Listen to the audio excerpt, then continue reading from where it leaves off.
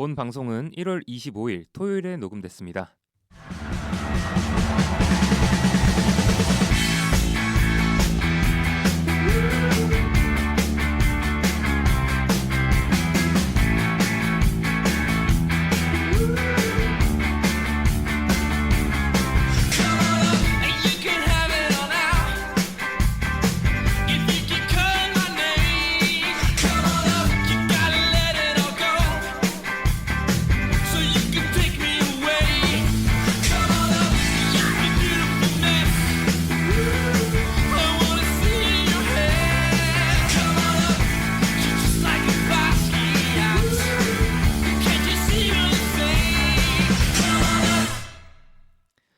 야구에 대한 자유로운 수다 야자수 613번째 이야기로 찾아왔습니다.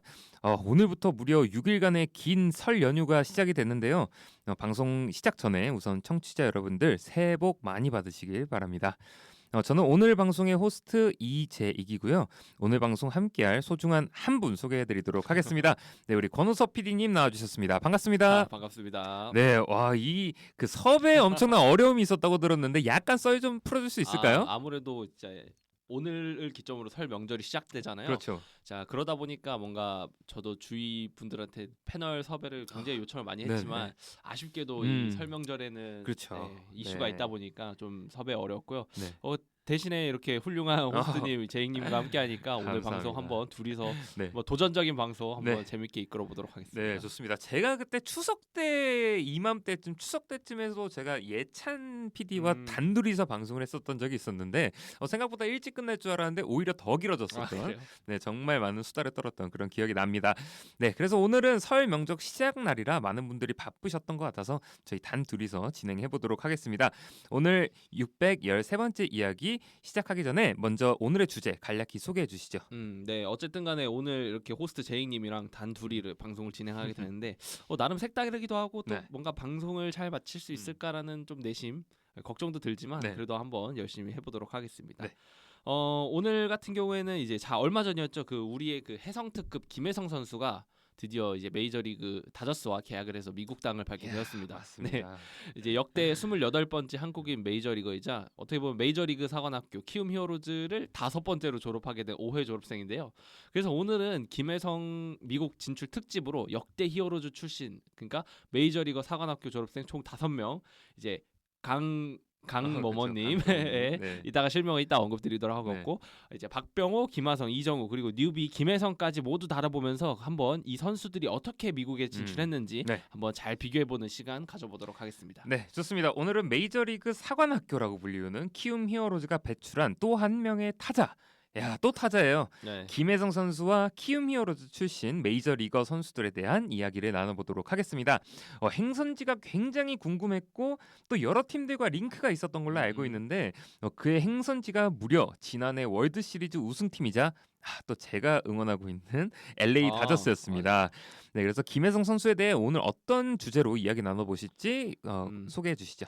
제가 사실 네. 이 방송을 처음 기획할 때는 김혜성이 갔으니까 네. 김혜성 특집을 해야겠다라고 처음에 생각을 했어요. 네. 근데 김혜성을 생각해 보니 김하성이랑 약간 비슷한 그게 있고 그렇죠. 또 같은 네. 키움 출신이고 이러다 보니까 김혜성과 김하성을 묶어서 가야겠다라는 이런 방송을 처음에 그 다음으로 기획을 하다가 네네. 근데 또 그러다 보니 또 어떻게 보면은 강정호를 또 빼놓을 수가 없겠더라고요. 그렇죠. 네. 예, 그래서 강정호까지 포함해서 좀 방송을 하려고 또 그렇게 하다 보니 네. 또 키움에 네. 또 위대한 타자들이 그렇죠. 많잖아요. 뭐 이정우라던가 박병호라던가 이제 있는데 또 그 두 선수들을 또 빼놓고 얘기하기가 좀 많이 섭섭할 그렇죠. 수 있겠다는 네네. 생각이 들더라고요. 네. 그래서 에라이 모르겠다 해가지고 이제 메이저리그 사관학교 총 네. 5명을 이렇게 방송을 준비해봤고 네. 또 이제 김혜성 선수가 이제 결과적으로 다저스에 진출은 했지만 사실 이제 과거에는 이제 최고 금액 포스팅 금액을 써낸 팀이 우선 협상권을 그렇죠. 가졌잖아요. 근데 네네. 이제 김혜성 선수가 이제 올해 이 바뀐 포스팅 제도로 인해서 네. 이제 어떻게 보면 다저스를 선택해서 선택할 간 수 있었죠. 거니까 약간 음. 그런 부분도 한번 재밌게 다뤄보면 좋을 것 같습니다. 네, 좋습니다.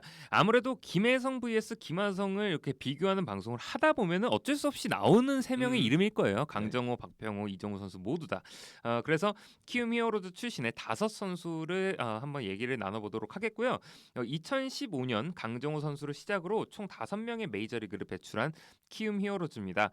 약간 구단 운영 방식이 조금 다른 다른 어떻게 보면 다른 궤를 타고 있는 그런 팀이고 저도 약간의 그냥 사견입니다만 키움 히어로즈 같은 팀이 한 팀만 더 있었어도 키움이 이 정도의 퍼포먼스는 못했을 거라고 생각을 해요. 어쨌든 메이저리그도 계속 보내고 좋은 성적도 유지할 수 있는 데는 그게 10개 팀 중에 유일하기 때문에 가능하지 않았을까라는 그런 생각도 합니다. 그래서 그 5명의 타자를 한번 얘기를 해보기 전에 먼저 5선수 계약 당시 규모는 어떠했는지 좀 소개 부탁드립니다. 일단 계약 규모 설명드리기 전에 네. 뭐 간단하게 프로필만 좀 언급을 드리면, 네네. 근데 이 선수들 총 5명이 참 신기한 게 굉장히 다양한 팀으로 이렇게 분포되어서 갔어요. 그러네요. 주로 네. 한국인 선수가 많이 진출하면 뭐 다저스도 있고 네. 샌프란시스코도 있고 많지만 주로 이제 서부권에 그쵸. 우리가 흔히 알고 있는 팀이 네. 많이 가잖아요. 근데 이제 이 선수들 같은 경우에는 뭐 강정호가 피츠버그에 진출을 그쵸. 했고 네. 해서 15시즌부터 19시즌 동안 총 뛰었고, 네네. 이제 박병호 같은 경우에는 미네소타 트윈스로 가서 네. 16, 17시즌 뛰었고, 네. 그리고 김하성 선수가 이제 샌디에이고에 진출해서 네네. 21시즌부터 지금 현재까지 뛰고 있고, 네. 이정우 선수가 샌프란시스코 작년부터 뛰고 있고, 그리고 김혜선 선수가 이제 올해부터 네. 이제 뛸 예정이고요.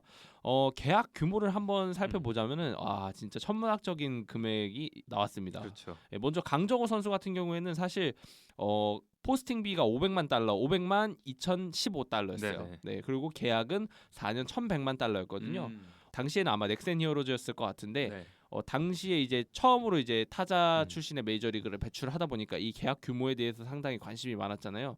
히어로즈를 비하하는 건 아닙니다만 약간 선수를 이렇게 어떻게 보면 그렇죠. 외부에 팔면서 네. 첫 수익을 이끈 사례가 강정호 선수고, 그렇죠. 그 돈이 500만 달러. 야. 그 다음에 이제 박병호 선수가 포스팅 비용이 1,285만 달러. 와. 거의 2배로 뛰었죠. 2배가 네, 넘네요. 2배가 넘죠. 네. 계약은 4년 1,200만 달러로 했는데, 이제 그 다음에 김하성 선수 같은 경우에는 이제 강정호 선수랑 비슷한 금액으로 포스팅 금액이 책정이 됩니다. 네네. 500만 52만 달러. 네.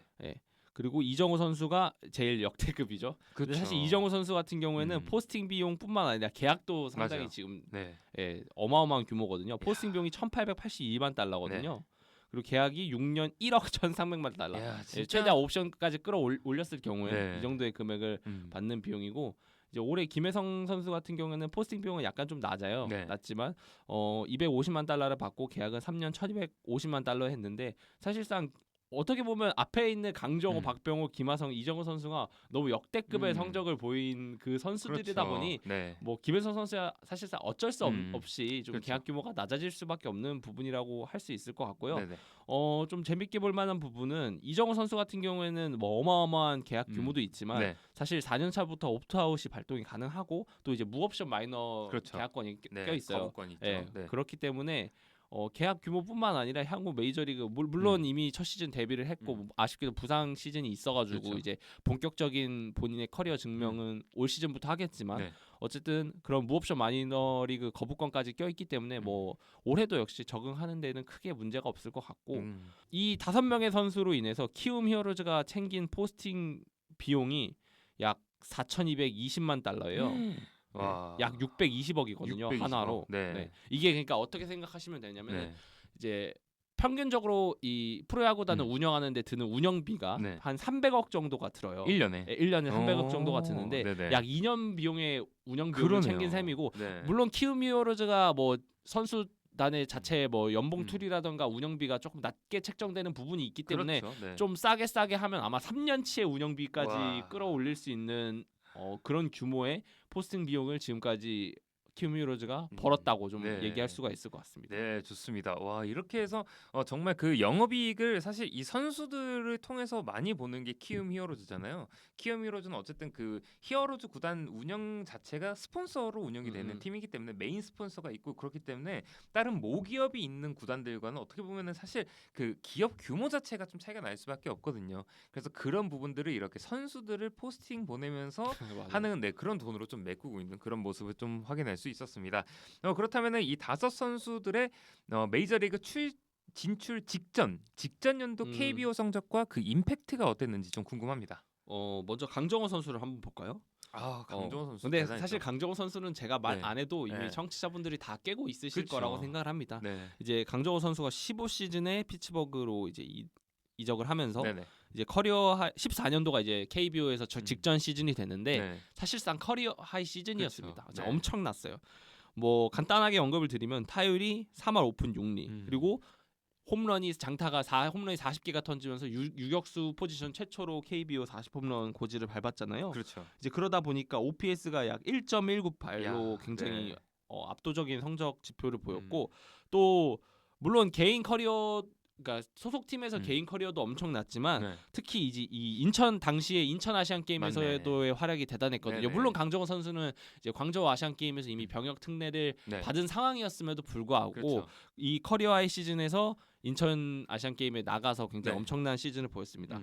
특히 제가 이제 그때 당시에 강정호 선수 14년도 강정호 네. 선수의 플레이 스타일을 한번 봤을 때 네. 이 선수가 나오면은 일단 거르는 게 맞다라고 생각을 할 정도로 좀 엄청났던 것 같고 네네. 또 제가 당시 인천 아시안 게임도 좀 직관을 갔어요. 제가 학생 때였는데 네네. 이때가 아마 14년도 가을 한 9월 달이었던 것 같은데 네. 이제 당시 제가 준결승전 중국전을 직관을 갔거든요. 네네. 근데 이제 강정호 선수가 제가 알기로는 선취점을 때리는 솔로 홈런인가를 쳤을 거예요. 네네. 이제 특히 생각보다 이제 중국이라고 하면은 사실 야구를 좀 못하는 그쵸, 당시엔 좀 국가에 그랬죠. 속하잖아요. 근데 당시에 이제 좀 끌려갔어요 저희가 생각보다 그래요? 네. 경기가.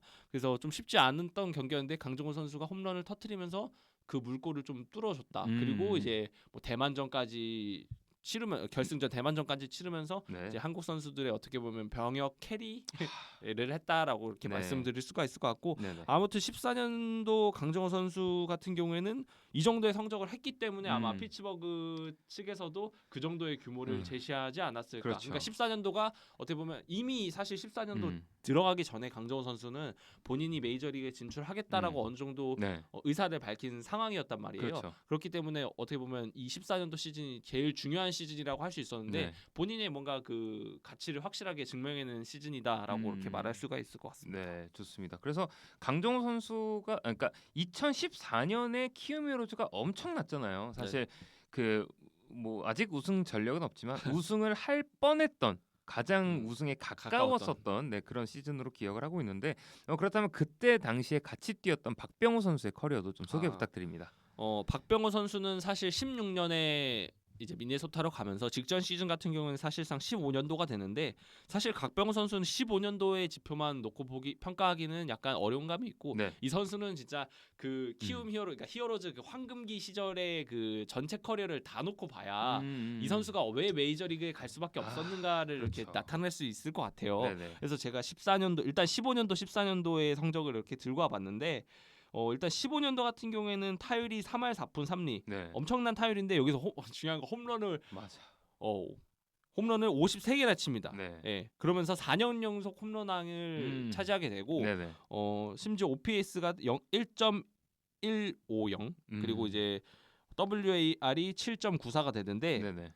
사실상 딱 이 시기가 사실상 타고 투저 시즌에다가 이제 네네. 아무래도 목동 야구장을 쓰던 시절이다 보니까 뭐 한켠에서는 조금 그런 네. 거를 약간 성적이 네, 좀 펌핑되지 않았나. 펌핑되지 않았나라는 의견이 많지만 네네. 그래도 박병호는 사실상 박병호입니다. 이 그렇죠. 선수가 3년 동안 네. 보여줬던 커리어가 엄청나기 때문에 바로 그 또 전 시즌 14시즌 같은 경우에도 홈런을 52개를 때리면서 또 역시나 홈런왕을 달성을 했고 네. 또 이 확장 범위를 15, 14 그리고 13년도, 12년도까지 좀 넓혀보자면 네. 4년 연속 홈런왕에 네. 루타왕에 타점왕까지 차지하면서 네네. 사실상 이 선수가 4년 동안 보여줬던 커리어를 이승엽의 전성기와 비교할 수 있을 만한 성적이잖아요. 네네. 사실상. 그렇죠. 그렇다 보니까 미네소타 측에서도 사실상 KBO 리그 4년 동안 이런 꾸준함을 보여준 선수한테 그 정도의 계약 규모를 제시할 수밖에 없는 상황이었고 그렇죠. 결국에는 그 15시즌 끝나고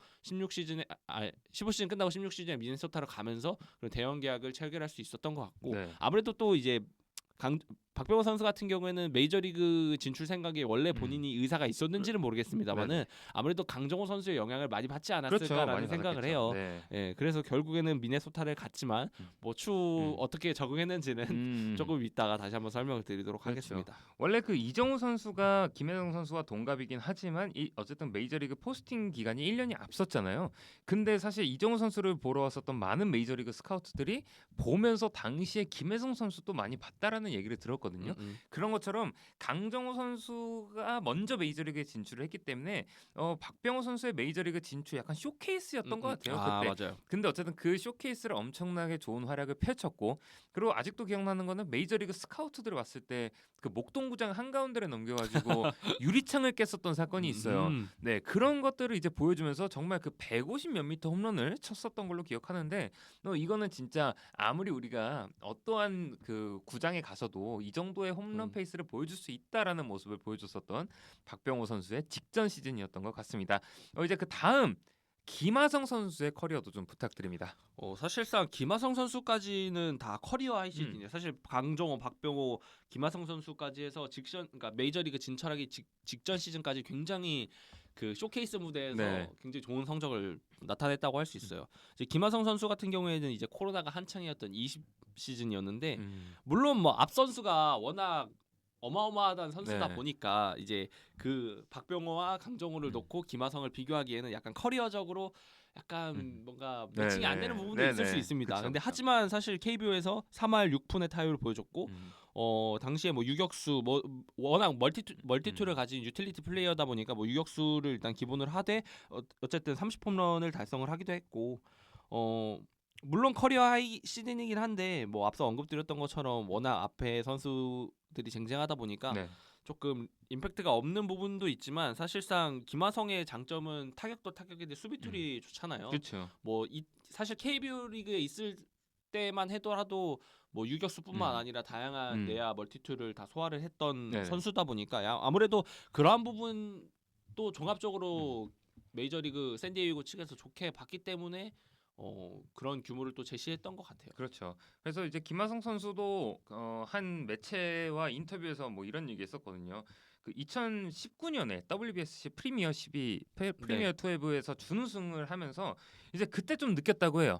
그때 이제 거기서 정말 그 네로라는 그 세계적인 투수들을 상대해봤는데 괜찮은데 이런 생각을 했다고 하거든요. 아, 네, 그래서 사실 되게 짧은 시간 메이저리그를 꿈꿨지만 정말 빠른 시간 안에 포스팅해서 메이저리그 진출에 성공을 했고 어쨌든 저도 말씀하셨던 것처럼 그 김하성 선수도 항상 얘기했었던 게 그 본인이 고척 스카이돔에서 수비를 했기 때문에 수비는 자신 있다 이런 얘기를 했었거든요. 워낙 고척이 수비하기 어려운 구장으로 워낙 타구가 빨리 오니까 그러다 보니까 되게 수비하기가 힘든 구장에서 그 정도의 수비를 보여줬기 때문에 난 이런 부분은 항상 가능성 있고 경쟁력 있다라는 그런 얘기를 했었던 걸로 기억을 합니다. 이제 다음은 이정우 선수에 대한 얘기도 좀 부탁드립니다. 뭐 이정원 선수야 말로 표현할 수 없는 대한민국 대표 교타자잖아요. 그렇죠. 근데 사실상 메이저리그 진출하기 직전 시즌인 23년도 시즌 같은 경우에는 부상 시즌이었기 때문에 앞서 그 김하성, 박병호, 강정호보다는 네. 사실상 뭐 메이저리그 그 관계자들한테 뭐 이렇게 보여줄 수 있을 만한 그런 성적은 크게 아니었어요. 네, 그렇죠. 근데 그런데도 불구하고 사실 전반기 이 선수가 이제 부상이 수술을 하게 되면서 한 7월 달까지만 플레이를 하고 이제 네. 한 거의 후반기는 거의 못 나왔단 말이에요. 그렇죠. 그런데도 불구하고 이제 일단 뭐 규정 타석은 못 튀었지만 3할 1푼에 가까운 타율. 사실 홈런을 6개 때렸는데 사실 이정우 선수가 홈런 타자는 사실상 아니고 그렇죠. 뭐 선관이나 정교한 타격을 바탕으로 플레이를 하는 선수다 보니까 물론 뭐 23년도 시즌 같은 경우에는 이렇게 조금 뭐 부진하다고 하면 부진할 수 있어요. 근데 이거는 성적 부진이 아니라 진짜 그쵸. 아파서 어쩔 수 없는 부분이었기 때문에 그런 수치를 나타낸 거고. 근데 사실상 23년 이정우 선수도 마찬가지로 2, 3시즌만 볼 게 아니라 그쵸. 사실 이 선수는 데뷔 때부터 맞아요.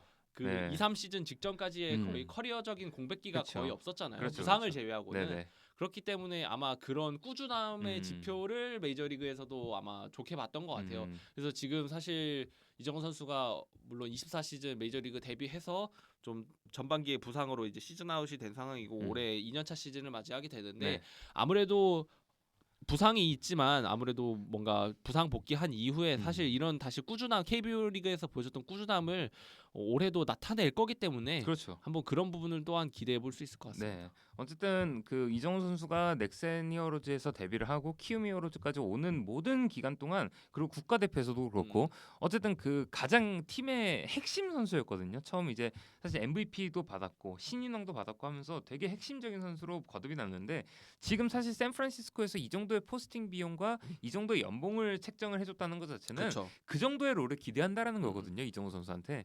그래서 사실 지난 시즌 저도 뭐 샌프란시스코를 되게 응원하는 마음으로 많이 지켜보긴 했지만 많이 보일 수 없어서 좀 아쉬웠고, 올해는 어쨌든 같이 이제 이정우 선수와 김혜성 선수의 맞대결은 어쨌든 100% 성사가 된 거예요. 네네. 네, 이 김혜성 선수가 1군 무대에서 뛸 수만 있다면. 그렇기 때문에 두 선수의 맞대결도 보는 것도 동갑내기 맞대결을 지켜보는 네. 것도 하나의 관전 포인트지 근데 않나 생각합니다. 사실 앞에 강정호, 박병호, 김하성 선수까지는 네.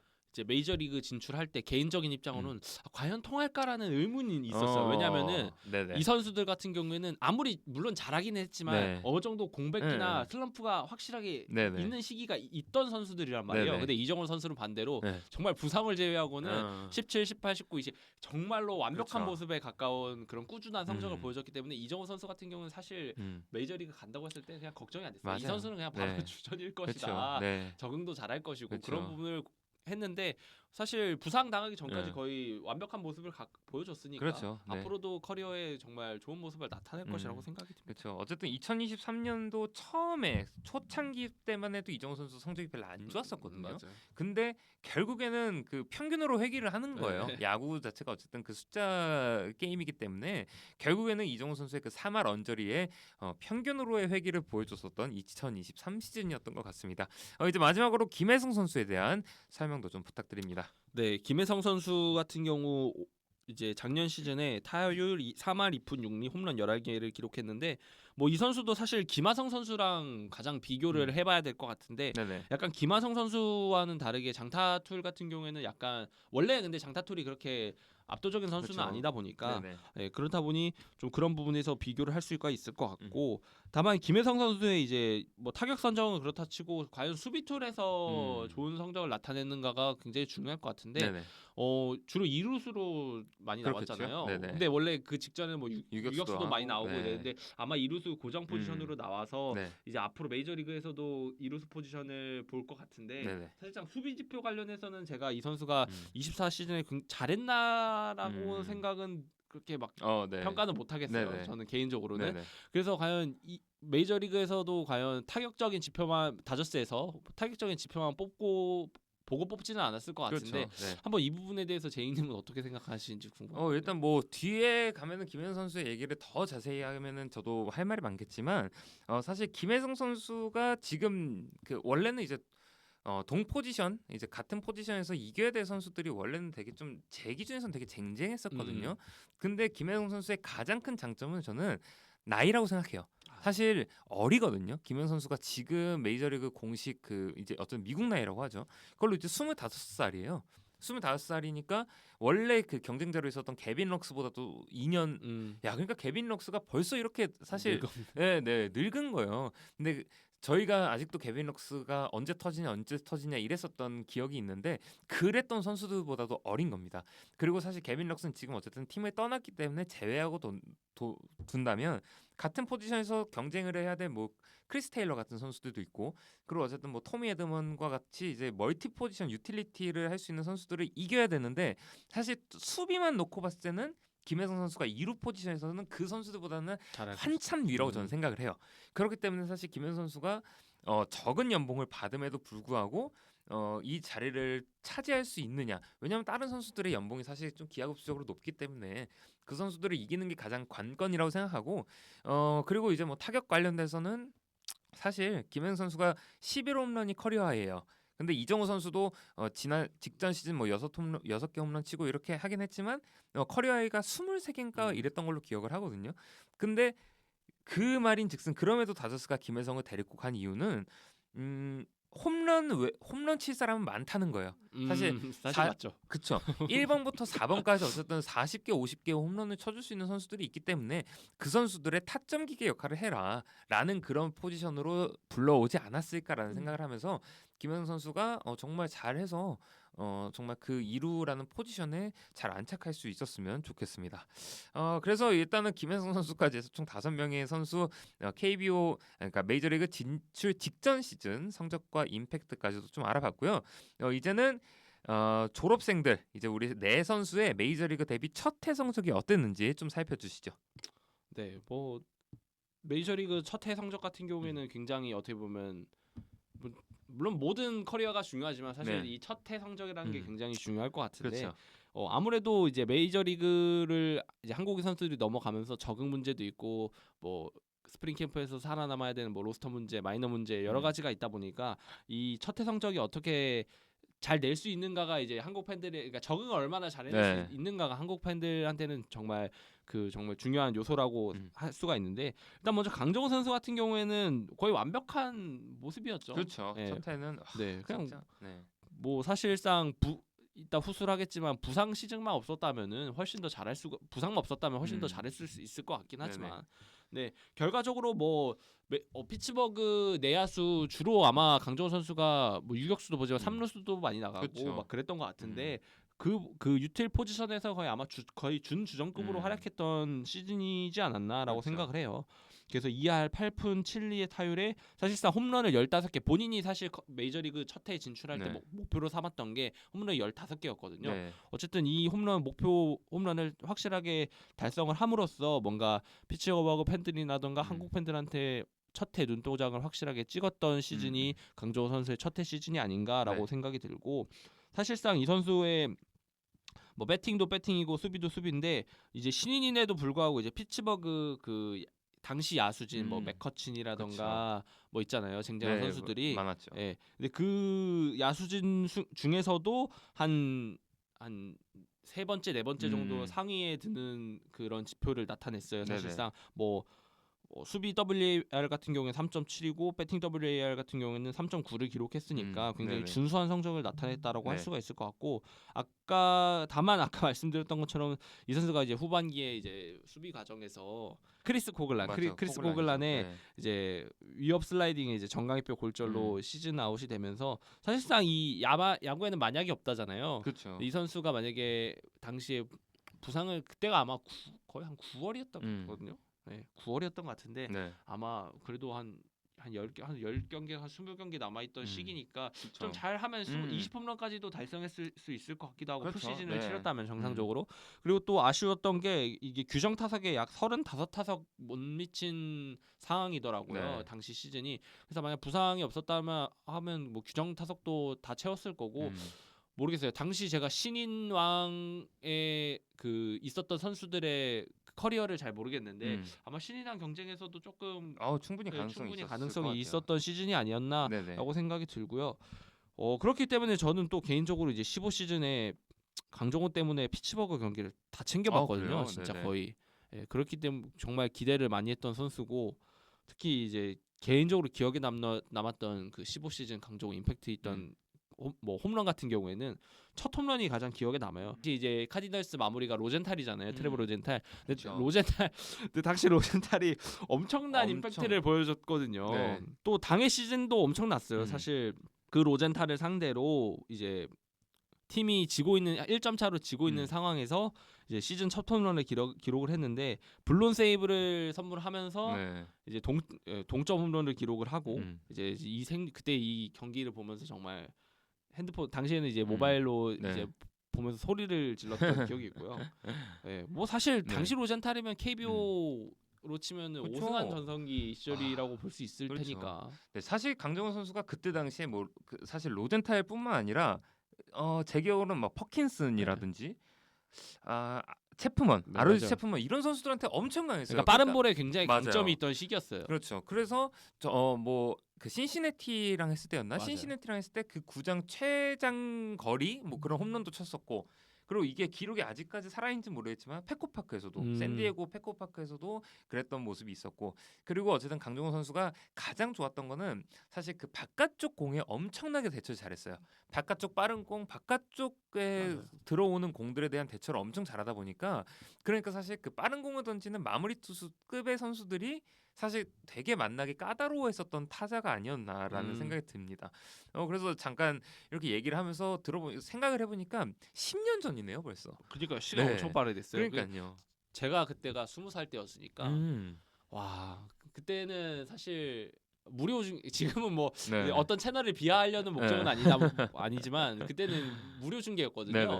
근데 무료 중계 이제 핸드폰으로 보면서 진짜 새벽에 다 일어날 거 음. 일어나고 보면서 근데 아무래도 타자다 보니까 그 그쵸. 투수처럼 계속 던지고 있지 않잖아요. 네. 그래서 굉장히 졸면서 봤던 어. 그런 추억이 있네요. 그렇죠. 와, 근데 이게 벌써 10년 전이라고 하는데 10년 전의 일이 아직도 좀 기억이 나고 그리고 아직도 저희가 이렇게 회자를 할 수 있는 이유는 그만큼 임팩트가 강렬했기 때문이지 않았나라는 생각이 듭니다. 그렇다면 이제 다음은 박병호 선수. 박병호 선수는 데뷔 첫 해 어떤 모습을 보여줬는지 좀 설명 부탁드릴게요. 박병호 16시즌 데뷔를 했거든요. 네네. 미네소타에서. 근데 결론만 말하면은 사실상 굉장히 안타까웠죠. 박병호 그쵸. 선수 같은 경우에는 네. 안타까운 시즌이라고 할 수가 있을 것 같고 사실상 경기 초반에는 굉장히 뭐랄까 기회를 많이 그러니까 시즌 초반에는 기회를 많이 받았죠. 그렇죠. 일단 시즌 전반적으로 한번 읊어보자면 타율이 1할 9푼 1리에 홈런 12개를 기록을 했습니다. 네. 총 62게임에 출장을 해서 약 200타석 이상을 소화를 했는데요.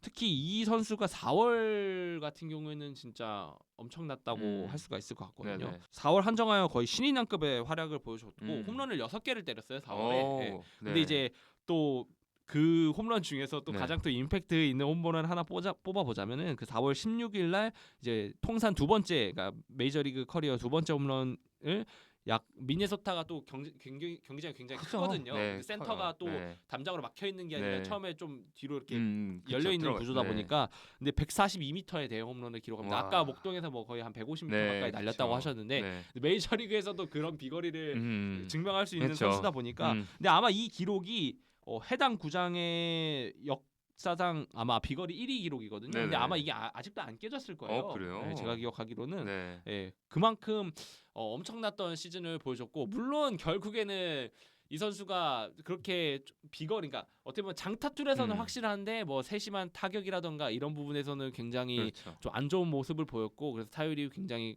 낮아진 상황에서 시즌 중반에 마이너리그 행을 통보받게 됩니다. 그렇죠. 그리고 이제 마이너리그에서도 그렇게 이렇다 할 활약을 보이지 못하고 네. 손목 부상이 발생을 하면서 네. 수술로 아마 시즌을 접게 되는데 개인적인 생각으로 아마 손목 부상이 메이저리그 초반에도 있었을 거라고 저는 직감이 들어요. 네네. 근데 다만 이제 메이저리그 커리어에서 부상이 있다는 거를 알리게 되는 순간 네. 조금 다시 주전을 복귀했을 때 주전 확보하기 아마 어려움도 있었을 것 같고 또 네네. 아무래도 첫 시즌이니까 본인이 의욕이 굉장히 있었겠죠. 그렇죠. 이제 그렇다 보니까 좀 부상이 악화됐던 것 같은데 모르겠어요. 아마 본인이 가장 잘할 거라고 생각이 들지만 네. 제가 섭불리 판단할 수는 없지만 아무리 만약에 이 선수도 또 부상이 없었다고 한다면은 아마 마이너리그 내려가기 전에도 아마 타격적인 측면에서는 좀 확실한 성적을 보이지 않았을까라는 생각이 들어요. 네. 결국에는 16시즌을 그렇게 좀 아쉽게 마무리를 했고 네. 그 이후에도 사실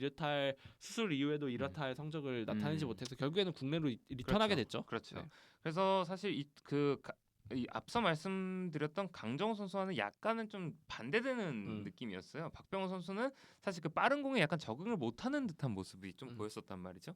그래서 사실 진짜 요즘도 박병호 선수가 약간 추구하고 있는 방향이긴 한데 걸리기만 걸려라. 약간 이런 듯한 느낌이 있었는데 사실 한국에서는 그것들이 54개, 53개, 52개 정도의 홈런으로 걸렸지만 메이저리그의 빠른 공에는 사실 그 적응하는 게 조금은 힘들지 않았나 뭐 이런 생각이 좀 듭니다. 그러니까 결과적으로 박병호 선수가 어떻게 보면 걸리면은 확실히 장타는 돼요. 그쵸. 그러니까 방망이에 네. 정타만 때리면은 그쵸. 확실한 비거리를 나타낼 수 있는 선수다 보니까 그러니까 이제 아까 말씀드렸던 그런 비거리가 나왔던 거고 근데 아쉽게도 어쨌든 그런 디테일적인 측면에서는 아무래도 메이저리가 공도 빠르고 맞아요. 뭐 변화구나 무브먼트도 굉장히 구질도 굉장히 좀 더 디테일하게 다양할 것 같고 네. 아마 그런 부분에서 좀 세심하게 적응하는데 좀 어려움이 있지 않았나라고 네. 평가를 할 수가 있을 것 같습니다. 네, 좋습니다. 이제 박병호 선수 여기까지 해봤고요. 이제 김하성 선수 2021 시즌에 어떤 모습 보여줬는지 좀 설명 부탁드릴게요. 김하성 선수도 역시 사실 타격적인 측면에서 물론 이 선수는 큰 부상은 없었습니다. 막내 네네. 시즌 중에.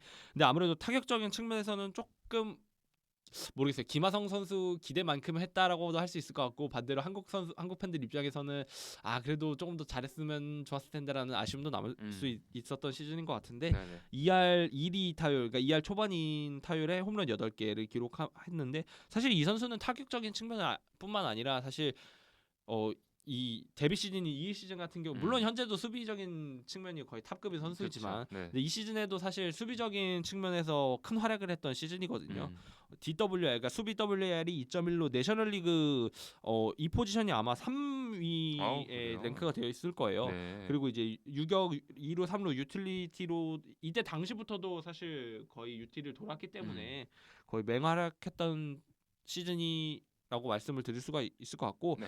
어떻게 보면 사실 타격적 전 개인적으로 평가하기에 타격적인 지표보다 음. 수비적인 지표 때문에 이 선수가 거의 21시즌 내내 로스터에 붙어 있을 수 있던 이유가 아마 수비 때문이지 않았을까라고 그렇죠. 네. 생각이 듭니다. 그리고 어쨌든 그때 당시에 페르난도 타티스 주니어가 유격수 맞아요. 포지션에 있었기 때문에 근데 그 선수가 이제 부상으로 아웃이 되면서 김하성 선수의 롤이 더 맞아요. 커졌던 맞아요. 시즌이었죠. 네.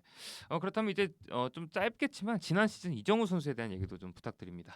이정호 선수 같은 경우에는 또 이게 또 부상 얘기를 안 할 수가 없는 게 이정호 선수는 확실하게 적응을 한 모습을 일단 보였습니다. 네네. 네, 시즌에는 사실 일단 시범 보통 한국 선수들이 이렇게 메이저리그 진출을 하면은 뭐 키움 히어로즈 출신 선수들뿐만 아니라 네. 뭐 과거 김현수 선수들도 있었고 뭐 굉장히 많잖아요. 황재균 선수도 있었고. 그렇죠. 근데 이 선수들이 보통 시범 경기부터 좀 부진하거든요. 일단 물론 적응 문제가 있을 것 같아요. 네네. 근데 보통 이 선수들이 굉장히 시범 경기에는 부진하다가 이제 시즌이 들어서면서 아무래도 좀 몸이 풀려서 잘하는 경우가 있긴 한데 근데 이정우 선수는 사실 그런 게 크게 없었어요. 시범 경기부터 맹타를 보여줬기 네네. 때문에 네. 3할 4 시범 경기 타율이 3할 4푼입니다. 벌써 네. 출루율도 4할에 가깝고 그렇기 때문에 이 선수는 아까도 제가 말씀드렸지만 시범 경기 때도 보면서 딱히 걱정할 게 없었습니다. 네. 진짜. 그래서 그냥 잘할 것 같았고 실제로도 이제 정규 시즌에 돌입하면서 나름 쏠쏠한 활약을 펼쳤습니다. 물론 아무래도 정규 시즌이 들어가면서 좀 디테일적인 부분이 있기 때문에 타율적인 측면에서는 조금 떨어지는 모습을 보였습니다. 한 2할 6푼 정도의 통산 타율을 기록을 했는데 근데 사실 메이저리그 그러니까 한국 출신 타자가 메이저리그에서 한 2할 중반대 타율을 기록한다는 건 뭐 준수한 타격이잖아요. 물론 이정우 선수 어떻게 보면 이정우 선수 커리어에는 조금 또 안 맞는 기록일 수도 있을 것 같아요. 근데 어쨌든 좀 적응을 잘 해나가는 시즌이었다라고 일단 평가를 하고 싶고 첫 한타를 또 이제 샌디에이고전이었거든요. 맞아요. 또 이제 김하성 네. 선수랑 또 바로 이렇게 만나게 되면서 네네. 굉장히 한국 팬들의 뭔가 주목을 많이 받았던 그 경기였고 이제 다르비슈 또 많이 잘 알려진 다르비슈 선수 상대로 이제 세 번째 타선에서 깔끔한 중전 안타를 기록을 했는데 이후 또 이렇게 맹활약을 하다가 사실상 다들 아시겠지만 부상을 당했습니다. 그쵸. 네. 5월달에 이제 홈런성 탐구에서 홈런성 타구 수비를 할 때 펜스에 부딪히면서 이제 어깨 탈구가 되고 이제 당시에는 그 단순 탈구라고 해서 크게 맞아요. 걱정을 처음에 안 하다가 네. 이제 그 부상 이후로 이제 하루 이틀 후속 기사가 나오면서 점점 그쵸. 상황이 심각해지더라고요. 맞아요. 이제 그러다 결국 수술이 결정 나고 시즌 아웃이 되게 됐는데 음. 제가 또 이제 작년에 이제 미국을 가면서 네. 원래는 미국 동부 여행만 기획을 했었어요. 네네. 그래서 뭐 양키스 경기나 뭐 맞아요. 매치 그 경기나 다녔었잖아요. 이렇게 네네. 가려고 했는데 사실 이정우 선수가 샌프란시스코를 간다고 하니까 네. 샌프란시스코 경기를 그러니까 서부로 들어가려고 했단 말이에요. 네네. 그래서 이정우 선수 메이저리그 경기를 보려고 그 오라클 파크 그 센터필드 자리를 수비를 보려고 네네. 예매를 했는데 제가 8월달에 갔으니까 네.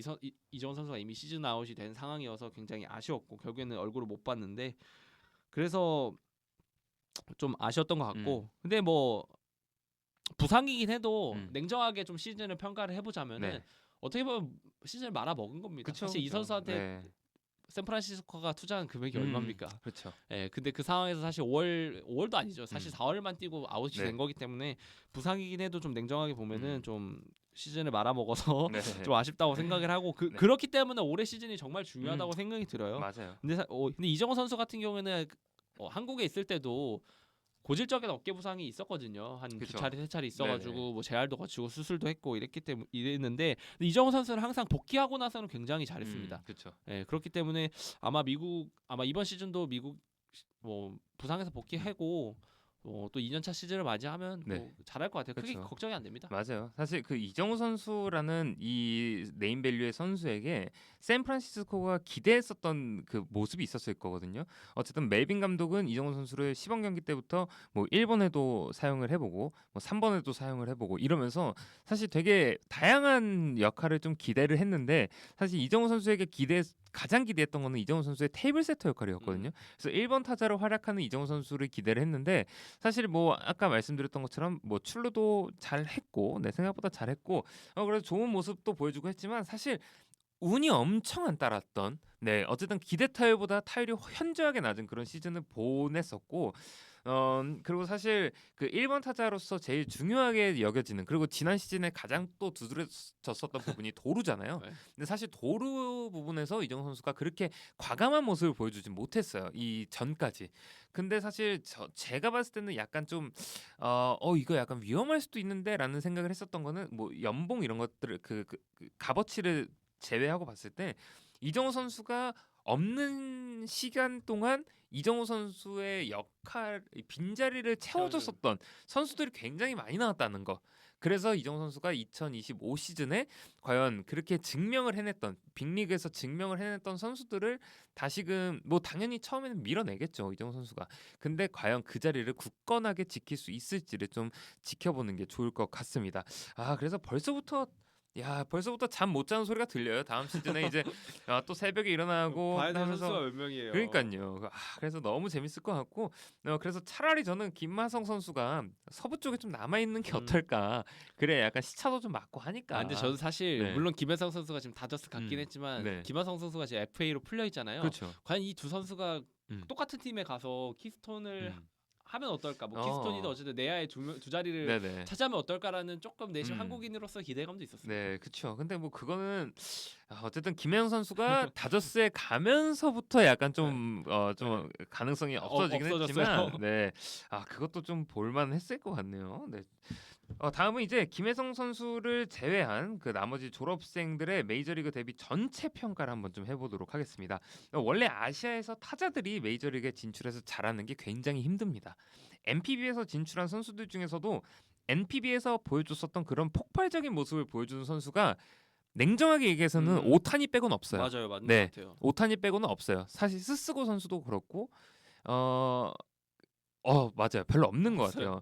그래서 키움에 진출한 사실 그래서 타자들이 진짜 이 빅리그의 벽을 굉장하게 좀 체감을 하고 있는 것 같은데 키움에서 진출한 이 5선수들의 메이저리그에서 보낸 시즌들을 어떻게 평가할 수 있는지 좀 말씀 부탁드립니다.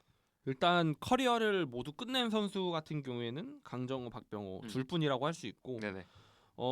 그래서 그 두 선수를 먼저 보자면은 강정호 선수 같은 경우에는 사실 15 시즌도 아까 얘기했던 15 시즌도 잘했지만 16 시즌 부상 복귀 이후 시즌도 사실 엄청난 성장세를 그쵸. 보였어요. 네. 거의 주전을 확실하게 잡고 있던 음. 시즌이었거든요. 그래서 사실 이 선수가 저는 물론 그러니까 뭐랄까 늙는 된다. 네, 아프지만 않거나 네. 아니면은 정말 엄청난 선수가 등장하지 않는 이상 무조건 이 주전 자리가 향후 한 5년간은 네. 보장이 될 거다라고 생각을 했고 네. 사실상 피츠버그가 네. 그렇게 큰 돈이 있는 팀이 아니기 그쵸. 때문에 네. 강정호 선수가 남아 있을 것이다라고 생각을 했는데 결국에는 뭐 부상도 아니고 부진도 아니고 결국 그쵸. 말도 안 되는 그런 음주 사건으로 인해서 음. 커리어를 말아먹었고 사실상 이 선수가 지금 현재 추강 대업이라는 말이 나오고 있잖아요. 네네. 근데 사실 메이저리그 15 시즌, 16 시즌 이후 커리어를 계속해서 끌어나갔다고 한다면 제가 볼 때 물론 추신 선수고 엄청난 활약을 보였던 선수이긴 하지만 네. 강정호 선수가 향후 메이저리그에서 장기간의 뭔가 그런 커리어를 남긴다고 가정을 했을 때 경우에 따라서는 강추 대업이 될 수도 있지 않았을까라는 네. 생각이 들거든요. 네네. 근데 물론 뭐 결국에는 뭐 본인의 안 좋은 판단으로 인해서 커리어를 정리하게 됐지만 네, 아무튼 그렇게 좀 평가를 그만큼 15 시즌, 16 시즌의 한정에서는 거의 추신수급의 네, 타자였다라고 그렇죠. 이렇게 네. 평가를 하고 싶고 네. 박병호 선수. 박병호 선수 같은 경우에는 사실상 본인도 너무나 아쉬웠겠지만 저 또한 너무 아쉬웠거든요. 뭐 KBO 리그에서는 확실하게 뭐 클러치 능력이나 홈런, 장타, 안타 뭐 다 엄청난 선수였다 보니까 근데 뭐 메이저리그에서는 아까도 얘기했지만 손목 부상 이 원인이든 아니든 음. 사실상 그런 장타력 빼고는 딱히 보여준 게 없으니까 네. 미네소타 입장에서는 사실상 실패한 선수다라고 할 수가 있을 것 같고 네. 어제 TMI로 이제 미네소타가 박병호 선수를 이제 영입을 하고 이 선수를 확실하게 정을 시켜서 음. 주전 경쟁에 확실하게 투입을 하기 위해서 네네. 정말 만반의 준비를 했다고 합니다. 네네.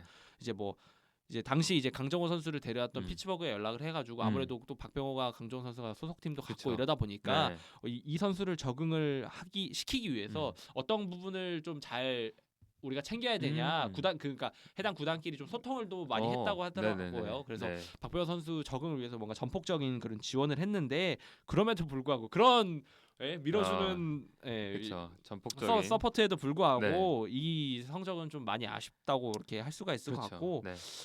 김하성 선수 향후 이제 김하성 선수, 이정우 선수, 김혜성 선수 같은 경우에는 뭐 앞으로 이제 창창한 선수들인데 네. 저는 솔직히 좀 어려운 것 같아요. 네. 이 선수들을 지금 당장 평가를 하기는 어려운 부분이 있을 것 같고 네. 향후 뭐 커리어가 다 끝나봐야 알겠지만 이 선수들의 뭔가 전망은 또 어떻게 생각하시는지 궁금하거든요. 저는 사실 김하성 선수는 보여줬어요. 네 맞아요. 네, 증명을 했죠. 보여줬고, 네, 보여줬다는 것 자체가 본인이 팀에서 분명하게 보여줄 수 있는 것들을 좀 확실하게 정한 듯한 느낌이 들거든요. 김하성 선수가 골드글러브 이제 유틸리티 부분에서 골드글러브를 받았을 때 그때 또 한 매체와의 인터뷰에서 또 이런 얘기를 해요. 골드글러브를 받고 싶어요, 실버슬러거를 받고 싶어요, 이 얘기를 했는데 김하성 선수가 이렇게 얘기합니다. 골드글러브는 언제든지 받을 수 있을 것 같아요. 네. 자신감이 있는 거죠. 그렇죠. 그렇기 때문에 실버 슬러거를 더 받고 싶습니다. 이런 얘기를 했거든요. 근데 김하성 선수는 뭐 지난 시즌을 좀 제외를 하기에는 어쨌든 그렇게 오랜 시즌은 아니었지만 계속 우상향을 보여줬었단 말이죠. 그 타격적인 맞아요. 면에서. 성장하는 그렇죠. 확실한 지표를 나타냈죠. 그렇죠. 그리고 되게 김하성 선수에게 그 팀이 원하는 듯한 역할을 굉장히 잘해왔어요. 샌디에고라는 팀에서. 그렇기 때문에 사실 김하성 선수가 지금 아직 뭐 팀을 좀 구하지 못한 상황에서 되게 많은 노력을 하고 뭐 그러고 있지만 저는 개인적으로 김하성 선수가 어느 팀에 가도 그 수비력만큼은 팀의 가장 핵심 선수가 될 수 있을 것 같다라는 생각이 들고 그래서 김하성 선수가 어디로 갈지는 모르겠지만 그 팀으로 옮겨서 또 얼마나 또 적응을 잘해 나가는지 그런 모습 지켜보는 것도 굉장히 재밌을 것 같고 그래서 저는 사실 김하성 선수의 계약 연수가 좀 궁금해요. 얼마나 더 몇 년을 계약을 할지가 사실 제일 궁금하고 사실 금액은 김하성 선수가 조금 개인적으로 받아들이기 좀 아쉬울 수는 있겠지만 어쨌든 그 과연 몇 년 스카 플러스가 몇 년 계약을 따올 수 있을지 이런 것도 사실 좀 굉장히 궁금한 상황이고 그리고 뭐 이정우 선수는 앞서도 말씀드렸던 것처럼 그렇게 큰 걱정은 안 해요. 이정우 선수는 결국에는 평균으로 회귀할 것이라는 생각이 들고 이정우 선수에게도 진짜 그 다른 MPB 선수들이 보여줬었던 모습처럼 그런 모습을 보여달라는 게 아니라 지금 샌디에고의 약간 루이스 아라에즈처럼 완벽한 1번 타자가 되어달라는 그런 역할을 좀 이정우 선수에게 요구를 하고 있는 샌프란시스코 자이언츠 팀이란 말이죠. 그렇기 때문에 이정우 선수가 진짜 평균으로 회귀만 된다면 지금 정말 경쟁력 있는 왜냐면 투수진이 너무 잘 갖춰졌기 때문에 샌프란시스코 자이언츠가 그렇기 때문에 이제 이정우 선수가 정말 좋은 테이블 세터 역할을 해준다면은 그 피 터지는 내셔널리그 서부지구에서도 굉장히 경쟁력 있는 팀으로 될 수 있을 것 같고 김혜성 선수는 뭐 뒤에도 말씀드리고 앞에도 말씀드렸지만 결국에는 진짜 보여줘야 돼요.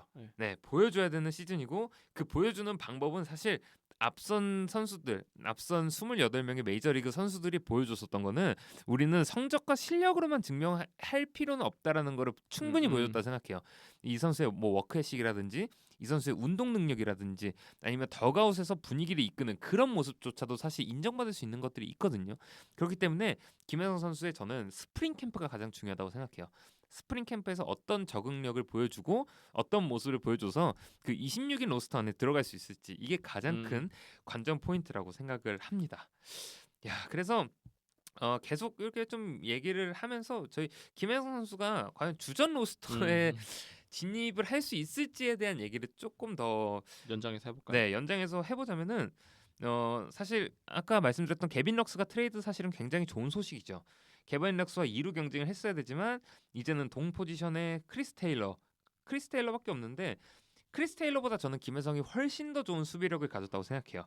그래서 충분히 주전 경쟁을 할 수 있다고 생각을 합니다만 문제는 사실 아까도 말씀드렸던 연봉이에요.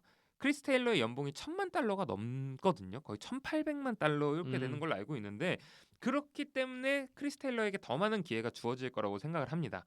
그렇기 때문에 아까도 말씀드렸던 스프링 캠프의 모습이 가장 중요할 거라고 생각이 들고 26인 로스터면은 13명 정도의 타자를 뽑거든요. 26인 로스터에. 거기에서 못한다면은 트리플 A에서도 시작을 할 수 있는데 다저스의 정말 그 탄탄한 라인업에 뭐 무키 베츠나 토미 에드먼 같은 유틸리티 플레이어들이 존재하기 때문에 그 이루의 백업을 한 두세 명씩 두진 않을 거란 맞아요, 말이에요. 맞아요. 다저스가. 그렇기 때문에 가장 중요한 거는 스프링 캠프에서 좋은 모습을 보여준 후에 26인 로스터를 꿰찰 수 있느냐가 가장 중요할 것 같습니다. 저도 근데 사실 동감하는 부분, 진짜 100% 동감하는 부분이고 네네. 김혜성 선수 메이저리그 첫 시즌 이제 성공의 유무는 사실상 스캠에 달렸다라고 해도 무방한데 근데 케빈 럭스가 물론 이적을 없다고 하더라도 네네. 사실상 다저스 같은 경우에는 스캠을 들어오는 초청 선수 포함해서 많죠. 마이너리그 유망주 네. 2까지 진짜 어마어마한 팀이잖아요. 확실하게 돈값을 하는 선수들도 많고 그렇기 때문에 이 스캠 로스터에서 김혜성 선수의 입지를 어떻게 나타내는가가 정말 중요하다고 생각이 들고 네. 결국 이게 최종 로스터 진입 여부가 결정이 되고 그 로스터 안에만 26인 안에만 확실하게 들어간다 하면은 사실상 저는 적응 문제는 그렇게 크게 걱정을 안 합니다. 네네. 왜냐하면은 다저스라는 팀이 애초에 아시아권 선수들을 계속해서 이렇게 그렇죠. 수집을 했던 네. 했던 경험이 있는 팀이고 지금 벌써 사사키 로키까지 야, 온 마당에 그렇죠. 물론 네. 일본 선수들이 많긴 하지만 네네. 뭐 그래도 뭐 과거 류현진 선수도 있고 박찬호 진짜 더 과거엔 박찬호 선수도 있었고 네. 어마어마한 그 아시아 선수들이 다 지나갔던 팀이라서 음. 다저스에서는 아시아권 선수들을 적응시키는 데는 진짜 거의 전문 맞아요. 팀이에요. 네. 그렇기 때문에 그렇게 걱정을 안 하고 근데 결국에는 김혜성 선수가 마이너를 가는 순간부터 이제 약간 헬이 조금 열릴 것 같아요. 오클라호마 예. 시티거든요. 거기가. 네. 그래서 초반에 그 마이너리그 아무래도 로스터만 초반에 들면은 그 이후에는 마이너리그 네. 행을 통보받는 일은 네. 제가 볼 때는 그렇죠. 없지 않을까라고 네. 생각이 드는데 네네. 결국은 시즌 초반에 마이너 가면 못 올라오기 때문에 로스터 안에 드는 게 굉장히 중요하다고 생각이 들고 결과적으로 이 선수가 준수한 성적을 기록을 해서 로스터에 들어서 어느 정도 시즌을 소화한다고 하면 다저스가 또 이제 확실한 우승 후보 팀이잖아요. 그렇죠. 확실하잖아요. 네. 확실하다 보니까 네. 아마 또 반지도 낄 수 있을 만한 기대를 또 해볼 수 있지 않을까. 네, 그렇죠. 그런 평가를 좀 해볼 수가 있을 것 같습니다. 네, 선수로서 반지를 갖고 계신 분이 사실 김병현 선수밖에 없잖아요. 네. 지금까지. 그렇기 때문에 진짜 그 월드 시리즈 우승 반지를 김혜성 선수가 딸 수 있을 것 같아요. 저는. 키움에서 네. 히어로즈에서 못했지만 네. 저는 왜냐면 사실 그 많은 외신들도 그렇고 그 전문가들이 예측하는 거는 김혜성 선수가 주전 이루수로 생각을 하고 있거든요, 지금. 그렇기 때문에 저는 충분히 김혜성 선수가 정말 그 좋은 자원을 진짜 사실 김혜성 선수가 있는 자리, 김혜성 선수도 있고 크리스 테일러도 있는데 거기에 진짜 또 거물급의 뭐 이루수를 트레이드해서 온다? 사실 이런 경우는 잘 아닌 없을 것 같아요. 없을 거거든요.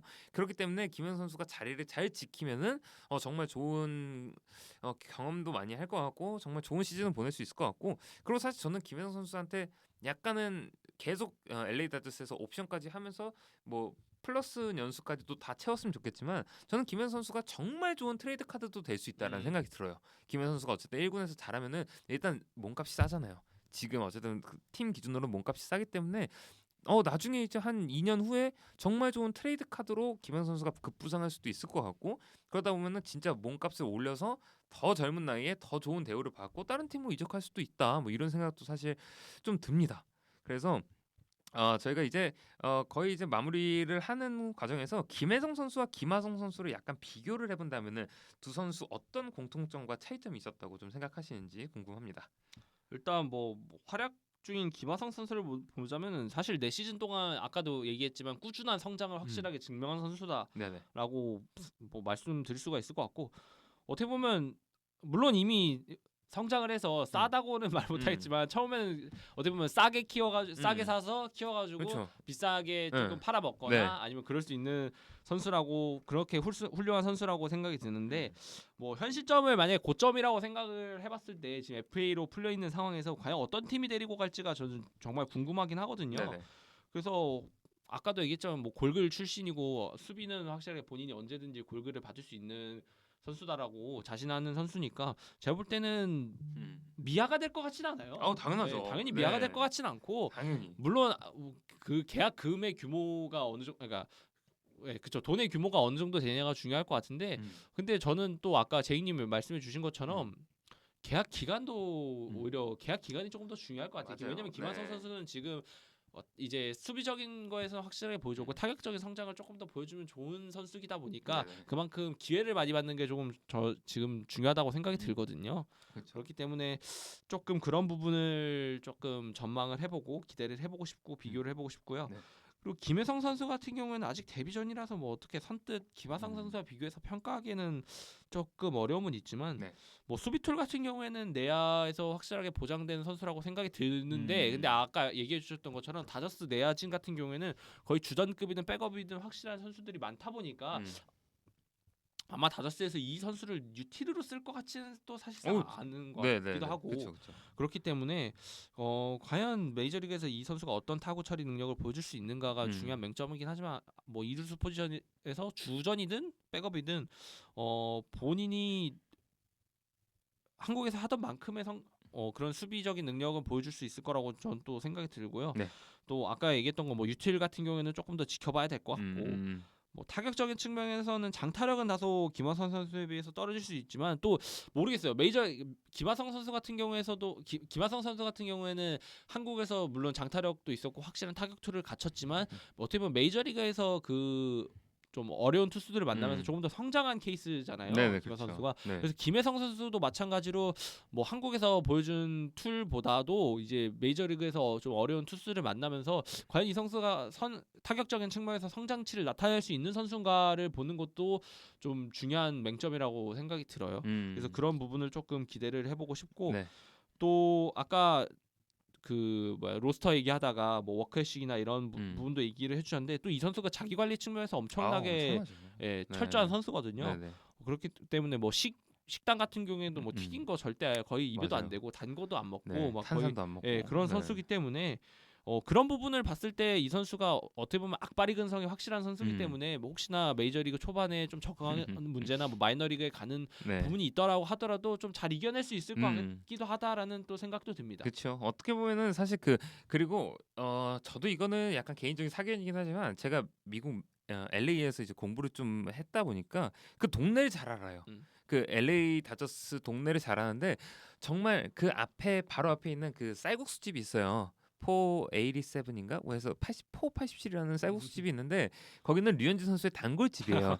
가면은 류현진 선수의 유니폼이 걸려 있습니다. 사인 유니폼이 걸려 있고 엄청나게 맛집이에요. 근데 그 쌀국수집을 얘기한 이유가 뭐냐면 거기는 아시아인들밖에 없어요. 그리고 그 옆에가 바로 차이나타운이고 그러면서 이제 좀 내려오다 보면은 거기에 이제 코리아타운이 엄청나게 크게 형성이 돼 있어요. 그러다 보면은 이제 김혜성 선수도 이제 시작을 하게 되면 이제 그 동네에서 시작을 하게 될 거란 말이죠. 그러면은 일단은 그 한국과 많이 다른 것 같은 느낌을 안 받을 거예요. 한국어만 해도 다닐 수 있는 동네니까. 그렇기 때문에 적응 문제는 정말 쉽게 적응을 할 수 있을 거라는 생각이 들고 그 동네에 있다라는 거를 가정했을 때.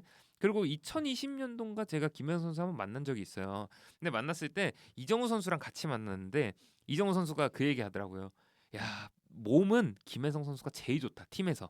팀 내 몸이 제일 좋은 선수고 가장 먼저 운동을 시작하는 선수다. 저도 그때 비시즌에 만났는데 막 그런 얘기를 했었던 걸로 기억하고 그리고 이주영 선수 같은 경우도 김혜성 선수 언급하면서 가장 성실하고 누구보다 열심히 운동해서 사실은 저 선수처럼 돼야 되는 건 맞지만 저 선수처럼 되면 피곤할 것 같다 뭐 이런 얘기를 했었던 걸로 기억하거든요. 그래서 그만큼 특출난 워크애식과 성실함이 있을 맞아요. 거라는 생각이 들고 그리고 무엇보다 저는 김혜성의 적응을 가장 크게 도울 사람이 오타니라고 생각을 해요. 네, 오타니 선수는 어쨌든 같은 에이전시니까 오타니 선수도 약간의 그 같은 아시아 계열 선수를 좀 챙겨야 된다라는 그런 책임감이 좀 생겼을 거란 말이죠. 그 이제 환영합니다 친구 그것도 네, 올렸잖아요. 맞아요. 오자마자. 네. 저 놀랐습니다. 그러니까요. 그런 것들을 올리는 것들 보면서 저는 어쨌든 김혜성 선수의 적응을 도울 수 있는 사람들은 굉장히 많아요. 그리고 워낙 멘탈이 강하고 워크etic이 좋은 선수기 때문에 적응하는 데는 그렇게 큰 문제가 없을 것 같다는 생각이 들면서 김혜성 선수가 사실 저는 그 세 명 중에 그래서 기대되는 사람은 김혜성 선수예요. 김혜성 선수가 아마 다음 시즌에 정말 그 특유의 진짜 악바리 근성으로 살아남는 모습을 보여주지 않을까. 뭐 그런 생각 좀 해봅니다. 그리고 제가 타격적인 성장을 계속 언급을 드리는 이유 중에 또 하나가 뭐냐면은 일단 뭐 오타니도 오타니인데 다저스 타격 타자들이 다 어마어마한 타자들이잖아요. 그렇죠. 근데 이 선수들을 그냥 가까이에서 보는 것만으로도 아. 그 선수에게 그 김혜성 선수한테 엄청난 성장치가 될 거란 말이죠. 그치. 그렇잖아요. 뭐 같이 훈련하고 타격적인 뭐 조언 듣고 뭐 옆에서 보고 느끼는 것뿐만으로도 본인이 네. KBO 리그에서 활약했던 것뿐만 아니라 이제 음. 추가적인 뭔가 보고 느끼는 성장치가 있을 거기 그렇죠. 때문에 분명히 그런 거를 봤을 때 메이저리그에서 확실한 그런 타격적인 성장을 기대해 볼 수 있는 선수다라고 좀 평가를 하고 싶고 네. 뭐 결과적으로 오타니가 있는 팀이기 때문에 뭐 그냥 맞아요. 네. 뭐 선수로 엄청난 활약을 잘 하고 오는 것도 중요하겠지만 네. 좀 그냥 옆에서 사실 저는 오타니 옆에 있는 것만으로도 좋을 것 그렇죠. 같은데. 그게 어디야, 사실. 그러니까 그 이정우 선수가 이제 출국 인터뷰에서 김혜성 선수를 박지성 같은 이제 야구계의 박지성 같은 선수라고 언급을 했죠. 맞는 것 같아요. 네. 맞는 것 같아요. 언급을 했었는데 정말 그게 딱 이해가 되더라고요. 사실 박지성 선수도 저도 이제 그 맨체스터 유나이티드의 팬으로서 박지성 선수의 모습을 지켜봤을 때는 정말 나와서 그 열심히 하는 모습, 그것 때문에 이정우 선수가 언급을 했을지 모르겠지만 그 열심히 하는 그 두 개의 심장 산소 탱크 같은 모습을 저희는 보는 걸 굉장히 즐거워하고, 그렇기 때문에 그때 당시에 맨유 팬이 굉장히 많아졌거든요. 그것처럼 김혜성 선수를 응원하는 사람들이 많아지는 이유는 뭐 잘하는 모습도 보여주고 정말 그 엄청난 수비를 보여줄 수도 있겠지만, 저는 오히려 그런 워크의식들을 보는 재미가 더 있지 않을까. 그리고 그런 것들이 또 기대가 되기도 하고요, 사실. 좋습니다. 그렇다면 이제 마지막으로 메이저리그에 가장 가까운 선수들을 약간 한번 훑어볼까요? 키움 빼고 전체적으로 보나요? 김도영을 뺐나요? 키움 빼고요. 키움 빼고 키움 빼고 키움 껴도 키움 껴도 네네. 키움 껴도 키움 껴도 김도영이죠. 김도영. 네. 투수는 이제 안우진. 저는 이제 사실 약간 개인적으로는 정우영 선수도 LG 정우영 선수요. 이제 내년에 포스팅인 걸로 알고 있는데, 내년 이제 포스팅이네요. 정우영 선수도 사실 정우영 선수가 지금 미국에서 그 노스캐롤라이나에 있는 그 트레드 애슬레틱스 거기서 훈련하고 있거든요. 근데 거기에 있었던 그 코치의 말을 약간 빌리자면은 정말 칠 수 없는 구위의 스위퍼를 갖고 있다. 근데 그 원래 그 정우영 선수는 그거를 커브라고 알고 던졌는데, 근데 그 무브먼트 같은 것들을 좀 상세히 분석을 해보니까 스위퍼라는 거예요. 그래서 뭐 워낙 투심은 원래 싱커는 워낙 좋은 선수기도 하고, 그래서 지난 시즌 뭐 지지난 시즌까지 2년 동안 약간 그 부상과 저도 부상 때문에 그런 것 때문에 약간 힘든 시간을 보내긴 했지만 정우영 선수도 올 시즌 보여준다면 정말 메이저리그를 진출할 수 있는 그런 투수 자원이지 않나라는 그런 생각도 듭니다. 근데 개인적으로 평가해봤을 때는 이제 타자들 많이 또 진출했잖아요. 그쵸. 이제 또 투수가 나올 타이밍이긴 합니다. 이제 류현진 이후 김강현 이후로 거의 전무한 그쵸. 상황이니까 뭐 안우진 선수도 있고 뭐 향후 뭐 더 뭐 문동주 선수라던가 뭐 쭉 있지 않습니까?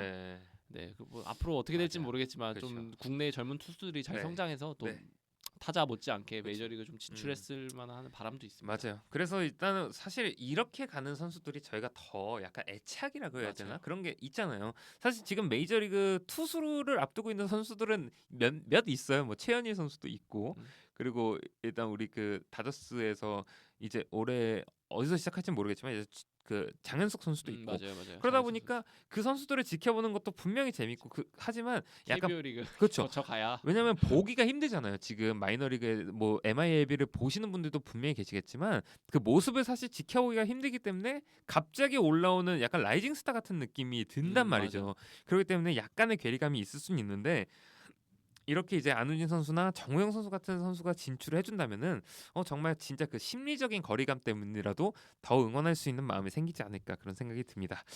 그래서 곧 나오겠네요. 이제 조만간 또 메이저리그에 진출하는 29번째, 30번째 선수들이 나오기를 기원합니다. 그래서 오늘은 메이저리그 사관학교라 불리우는 키움 히어로즈 팀에 대한 얘기를 나눠봤습니다. 키움 팬들은 사실 그들이 메이저리그에서 좋은 시즌을 보내고 한국으로 들어오는 모습을 바라기도 하겠지만, 한편으로는 메이저리그에서 은퇴하는 모습을 보고 싶은 마음도 있을 거라 생각합니다. 그들의 2025 시즌을 응원하면서 오늘 613번째 방송은 여기서 마무리하도록 하겠습니다. 지금까지 청취해주신 여러분들 감사합니다. 야구에 대한 자유로운 수다, 야자수.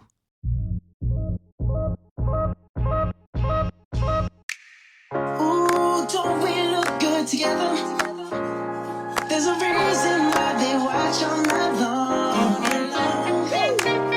Yeah, I know we'll turn heads forever.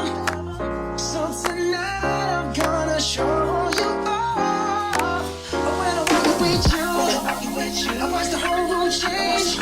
Baby, that's what you do. No, my baby don't play. Blame it on my confidence. Oh, blaming all your measurements. Shut the shit down on sight.